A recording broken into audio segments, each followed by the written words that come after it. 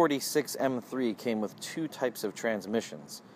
One a Getrig 6-speed manual with 3 pedals and a stick shift, and the other with a funky acronym called SMG. What is SMG?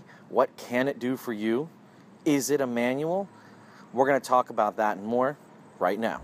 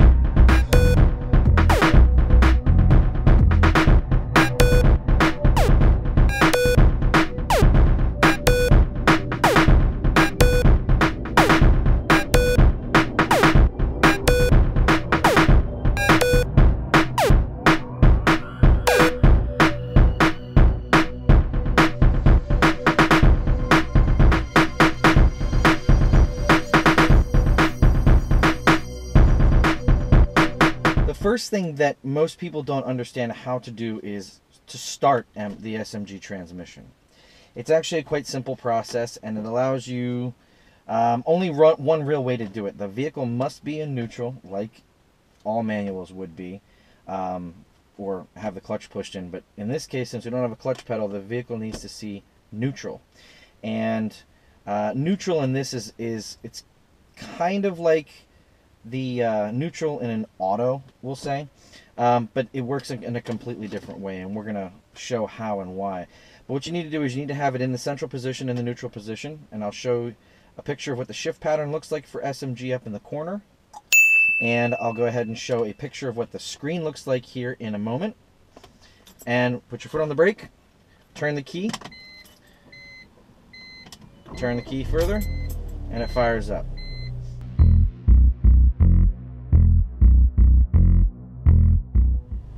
If you take your e-brake off and you select your drive mode and you go a little bit and you get to your destination and you'd like to stop the vehicle, that's another easy one.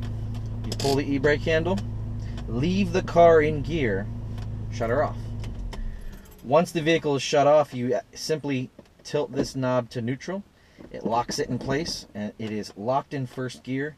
It will not slide back or forth. It will not creep on you, but it will also allow you just to place your foot on the brake and turn the key to start the vehicle once you come back. And that's how you start an SMG car.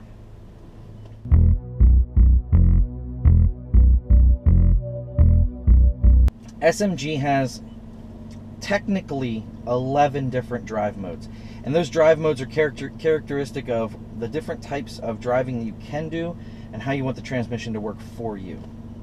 Technically, when in manual mode, you are in complete control over the vehicle. It will not shift for you under any circumstances unless you grab the stick or pull a paddle. When in automatic mode, there are certain presets that you can set up. Not that you can set up, that they've already predetermined certain shift points and shift parameters that it uses for each of the 5 things. When in manual mode, under normal circumstances with DSC activated, you have 5 modes. You can go all the way to the bottom, all the way up through to the top, or somewhere in the middle. To switch to automatic, you just take the knob here, slide it over, the automatic sign shows up under, or right next to the number, and you again have the same 5 modes, all the way down at the bottom, all the way up, or somewhere in the middle. When you select manual mode again and turn DSC off, you get an additional 6th mode available, and that's technically racetrack only. When you go back to auto, if you go all the way to the bottom, this is technically snow and inclement weather mode.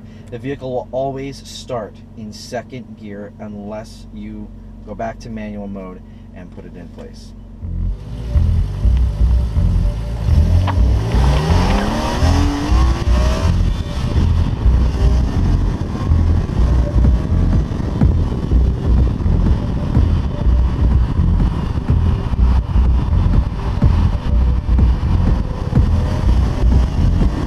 Driving SMG is a lot like driving a manual car in almost every instance. In some cases, you can treat it like it's an automatic while pulling paddles, but in other situations, you want to treat it like an automatic, letting off the gas slightly, etc. Right now, we're in manual mode in Shift Program 3. We've recently done an adaptation removal or wipe, which I'll show you how to do here in a moment. And this is the typical driving of an SMG car. I'm letting off the throttle as I pull the paddle. It shifts into the next gear. I apply the gas again. I treat it like it would be a manual, and I was pushing a clutch pedal down and shifting the gear as I pull the paddle. It just does it quicker. The higher the shift program you select, 1, 2, 3, 4, 5, and even 6 with the traction control off, the quicker and harder the shift actually becomes. I personally like 3. It's the one that works the best for me and my driving style on a day-to-day basis. That doesn't necessarily mean it's the best for you or the best for anybody else. Now, I have heard arguments of a varying degree that shifting or using any program below 5 prematurely may wear out the clutch. And I don't know what to tell you. I have 96,608 miles on a factory OEM clutch, and I've used launch control. I've driven spiritedly. I've never taken it on a racetrack, but 96,000 miles on a factory clutch, and I got the car with 58 on it, I think 58, and I have driven it in pretty much 3 the entire time I've owned it, and it's been 4 years to the day since I purchased this car.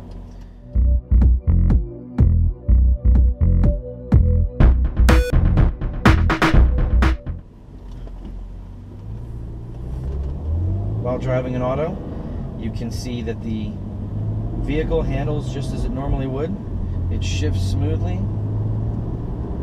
Right now it's shifting at about 2,600 RPM, but if you hammer it down, it'll go higher. And then shift whenever you let off.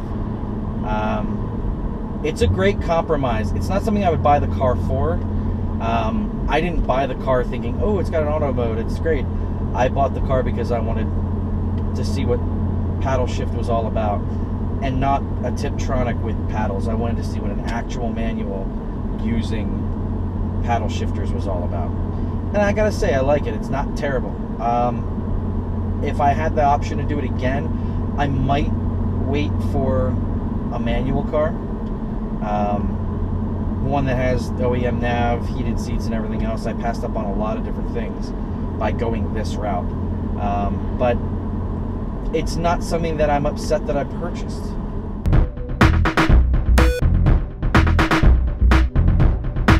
While driving, you can actually switch between modes. You can go from automatic to manual. Now with going from auto to manual, you can do anything you want. You can press the stick over like you would to change the mode. You could pull a paddle, or you could go up or down a gear, and that's all you need to do. So for instance, I want to go into manual mode and I want to shift into 3rd. I'm going to yank the lower paddle, the downshift paddle. Yank it, we're in manual mode again, the engine blips, now I'm in 3rd gear. It's great. And then I want to go back into 4th, but I'm in manual mode. If I wanted to switch to automatic mode because I'm coming up on a town, there's some traffic, I want to pay attention because it's dusk and I don't know if there's pedestrians running around, I want to pay more attention to what's going on rather than what I'm doing in car, all I have to do is simply push this knob over and I'm switching over to the automatic mode. It's very easy and very simple to change between those modes. And at any time you can push the lever over, or you can pull a paddle to go between automatic to manual. The only way to change to auto from manual is to move this little thing over.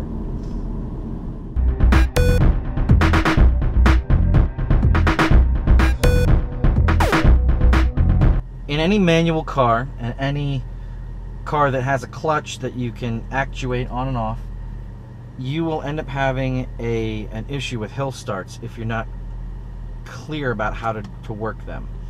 In this particular car, if you get to the top of a hill and it's a steep hill and you let off the brake to try and accelerate, the car starts to drift. You can see it in the top corner of the screen. Okay? If you do it quick enough, you can go, and that's great. But what if you've got traffic behind you and you don't want to accidentally hit somebody? Well, on this left paddle here, which is the negative paddle, if you're on a hill and you want to start without drifting backwards, you pull the paddle and hold it maximum of 2 seconds to get the car starting without it drifting backwards. And it will mildly move, but not to the point where you end up drifting backwards into the person behind you's bumper.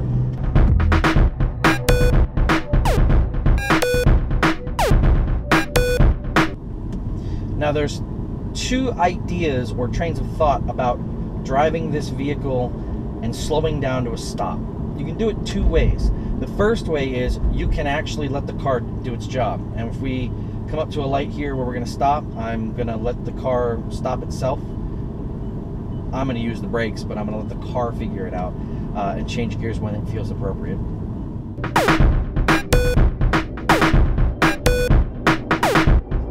All I'm doing is pushing on the brakes. I am not touching a paddle. I'm not touching the stick.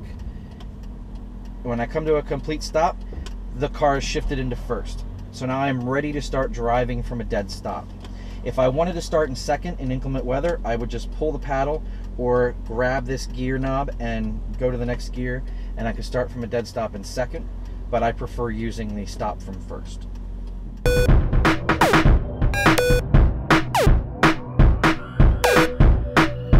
Or if I was coming to a stop completely, I'll come up to the stop sign at the end of this block here. And what we're going to do is I'm going to downshift from fourth all the way to a dead stop, so I can show that you can do it manually as well if you so desire. And I'm going to try and not have the car lurch when second gear is selected. Okay, so here we come. Here's the stop sign. I'm going to start braking now. Going to third. Going to second. Okay, it didn't lurch. And all the way down, almost to a stop, I pull the paddle for first.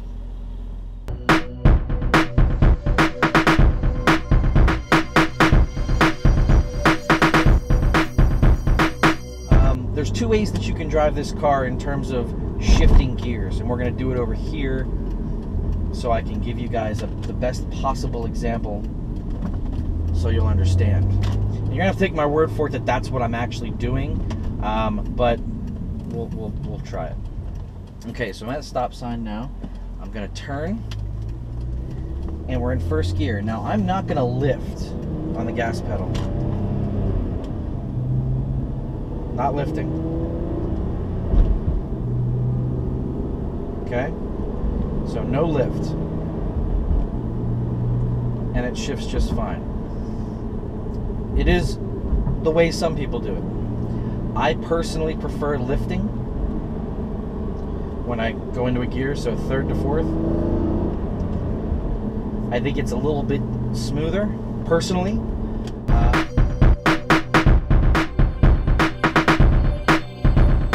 This car has one very interesting feature about it that the 6-speed manual cars don't. And something that a lot of people have been clamoring on about, asking about, and things like that. And it's a feature that I don't use ever because I don't feel like destroying my car. And that is called launch control. It's interesting. There's a procedure you have to go through, and we will try and get this to go, and then we're gonna stop it. But so while you're in the car, first gear, you're in regular mode, you want to turn off DSC. That activates shift program 6. Okay, so now you're in shift program 6, and you want to hold this knob forward, and then you want to slowly, and I say slowly, you want to slowly press the gas pedal down all the way to the floor. If you do it quickly, it's burnout mode. But if you hold this forward and slowly press the gas pedal down. Here it goes. 3, 2, 1.